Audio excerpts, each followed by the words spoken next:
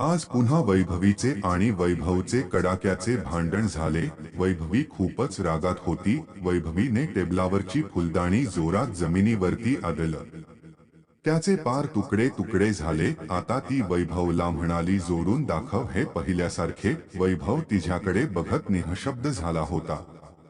तो काहीच बोलत नव्हता। त्याची नजर शून्य झाली होती। त्याला माहित होतं की वैभवी आता ऐकण्याच्या मनस्थिती नाही। त्यावेळी त्याने शांत बसणे हे योग्य समजले। तिने परत वैभवला सुनावलं की तुझ्याशी माझं लग्न माझ्या मनाविरुद्ध झालेलं लग्न आहे। वैभव हे ऐकून सुन्न झाला।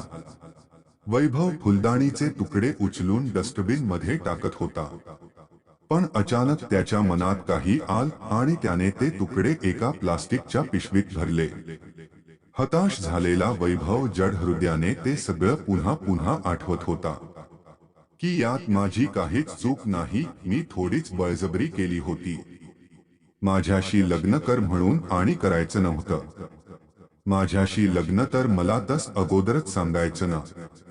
माझी यात काहीच चूक नाही। आता त्याचे डोळे पाण्याने डबडबले होते। कसबसन त्याने स्वतःला सावरलं आणि आवरून दुपारच्या जेवणाचा डब्बा घेताच तसाच ऑफिसला निघून गेला। वैभवीचा राग तोपर्यंत शांत झालेला होता। आपण रागाच्या घरात वैभवला दुपारचा जेवणाचा डब्बाही करून दिला नाही हे तिच्या लक्षात आलं। पण आता खूप उशीर झाला होता। तो कधीच निघून गेला होता। आपण असे वागलो याची तिला थोडीशी लाज वाटली। तिने पटपट आवरायला घेतलं।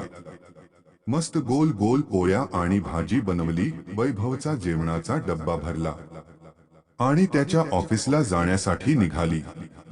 इकडे वैभव सकाळपासून खूप नाराज आणि दुःखी झाला होता। आज त्याच लक्ष कामात लागतच नव्हतं।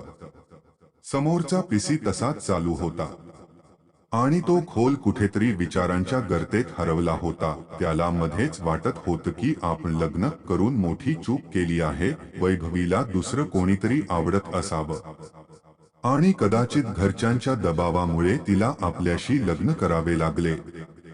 त्यामुळेच ती आपल्याशी एवढं तिरस्काराने वागत असावी। साहजिकच काही वेळा स्वतःच्या मनासारख्या गोष्टी नाही घडल्या तर स्वभाव आपोआपच चिडचिडा बनून जातो। कित्येक वेळा तर माझ्याही बाबतीत असंच घडलं। माझ्या ऑफिस मधले एम्प्लॉई माझ्या मनासारखे नाही वागले तर मी रागावतोच ना। आपण खरंच खूप मोठी चूक केली आहे असं त्याला मनोमन वाटू लागलं। आता आपण एक काम करू, सरळ वैभवीला डिवोर्स देऊन टाकू।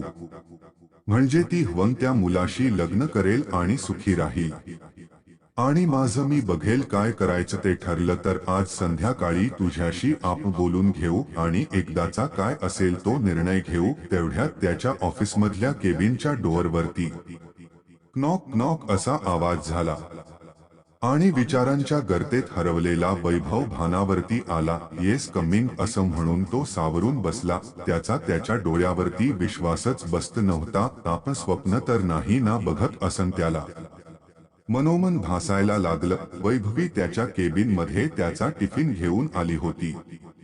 आपण इतका वेळ विचार करत होतो तो चुकीचा होता काय असं वैभवला वाटायला लागलं। वैभव उठून उभा राहिला आणि आता वैभवीची आणि वैभवची क्षणभर नजरांजर झाली। वैभवला तिच्या डोळ्यात अपराधीपणा जाणवत होता। वैभवने तिला बसायला सांगितलं। ती काही बोलायच्या आत म्हणाला, तुला सापडलं ऑफिस, त्रास नाही ना झाला? तिचा स्वर आता एकदम खालावला होता। एखाद्या अपराध्यासारखा ती हळूच म्हणाली, हो सापडलं। वैभव, काय घेणार, चहा की कॉफी? वैभवी, काहीच नको। वैभव, ओके। वैभवी, आज घरी लवकर ये, मला तुझ्याशी काही महत्त्वाचं बोलायचं आहे। वैभवची तिच्या त्या वाक्याने पायाखालची जमीनच सरकली। वैभवने नुसती मान डोलावली। वैभवी उठून जायला निघाली। वैभव, थांब, मी येतो खालीपर्यंत सोडवायला। वैभवने तिला खाली पार्किंग पर्यंत सोडवलं। वैभवीने तिची स्कूटी चालू केली आणि निघाली। तिच्या स्कूटीच्या आरशात वैभवच्या शांत मूर्तीला न्याहाळत होती। न्याहाळताना तिच्या चेहऱ्यावरती एक वेगळीच चमक होती। आणि ओठांवरती हसू होतं. वैभव आता ऑफिसमधली काम भरभर आटपू लागला. त्याला तिचे शब्द सारखे आठवत होते की आज घरी लवकर ये, मला तुझ्याशी काही महत्वाचं बोलायचं आहे. त्याला वाटल जे आपल्याला वाटल डिवोर्सचं, तसंच तिला देखील वाटल असेल. तेच बोलण्याकरता तीन लवकर यायला सांगितलं असेल नक्कीच. आता वैभव रडकुंडीलाच आला होता. त्याला अगदी मोठ्याने रडावंस वाटत होतं. तो सारखा घड्याळाकडे बघत होता. एरवी भरभर जाणारा वेळ आज मुद्दाम उशीर करत होता. सेकंद काटा तासकाट्याच्या गतीने धावत होता. मुद्दाम त्याची स्थिती एखाद्या भेदरलेल्या सश्यासारखी वाटत होती. त्याचा चेहरा पूर्णपणे उतरला होता. मनातून तो खूप खजील झाला होता. इकडे वैभवीने घरी जाऊन मस्त वैभवच्या आवडीचे वेगवेगळे पदार्थ बनवले होते. सगळं घर सजवलं होतं. वैभव आला की पाहून खुश झाला पाहिजे असा तिचा प्रयत्न होता. सकाळचं आपलं कृत्य आणि ते वाक्य खरंच चुकीचं होत. लग्न जरी मनाविरुद्ध असलं तरी तो काही चुकीचा जोडीदार नव्हता. सकाळी आपण एवढं चुकीचं बोललो, पण त्याने रागाने सुद्धा आपल्याकडे बघितलं नाही किंवा तोंडातून एक शब्द देखील काढला नाही. त्याच्यासारखा समजूतदार कोणच नाही. आणि आताच्या जगात असा जोडीदार भेटणंही खूप कठीण आहे. तिला तिची चूक समजली होती. आपण जर त्याला हव्या असणाऱ्या गोष्टी बोललो तर तो नाही म्हणणारच नाही. वैभवी मनातल्या मनात खुश होऊन पटपट काम आवरत होती. तीही घड्याळाच्या काट्यांकडे सारखी सारखी बघत होती. तिला कधीच नव्हती अशी ओढ वैभवच्या येण्याची लागली होती. तेवढ्यात वैभवच्या कारचा हॉर्न वाजला. वैभवच्या कानात आता सकाळचे शब्द घुमू लागले की हे माझ्या मनाविरुद्ध झालेलं लग्न आहे. जड पावलांनी तो घराची प्रत्येक पायरी चढत होता. डोअर बेल वाजवायच्या आत दरवाजा उघडला गेला. त्याला यात जरा नवलच वाटल. घरात जातो तर मंद मंद प्रकाश. सगळीकडे अत्तराचा सुगंध येत होता. आपण चुकीच्या घरात तर नाही ना आलो असं त्याला वाटल. पण समोर तर वैभवी होती. मग दुसऱ्याच घर नक्कीच नाही.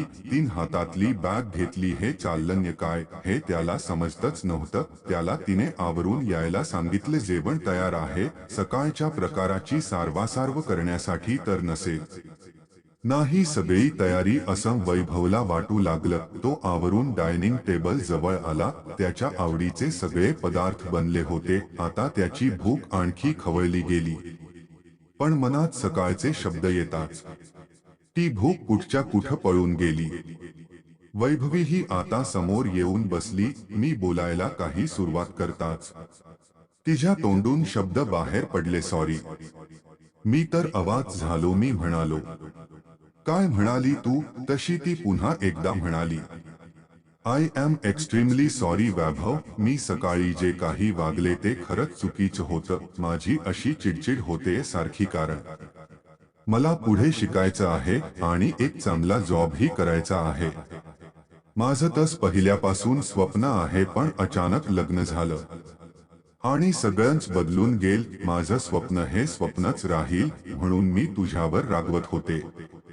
मी सकाळी जे बोलले ते अगदी खरं की हे लग्न माझ्या मनाविरुद्ध झालेलं लग्न.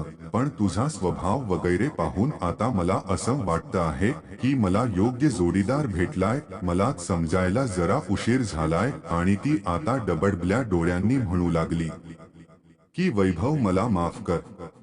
आता सगळा प्रकार माझ्या लक्षात आला की तिची शिकायची इच्छा आहे.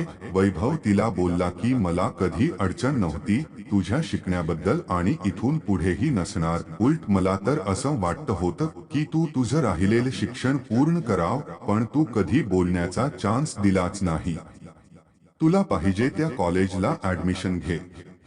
माझ्या मनातली नाना प्रकारची वादळ क्षणात दूर झाली. इट्स ओके असं बोलला. झाल्या प्रकाराला पूर्ण विराम देऊ आणि इथून पुढे तुला काही हवं असेल बोलून दाखवशील. तू जर असं स्पष्ट बोललीस तर मला समजेल ना की तुझ्या मनात काय आहे. वैभवी ही मनोमन खूप खुश झाली आणि म्हणाली सॉरी त्या वाक्यासाठी.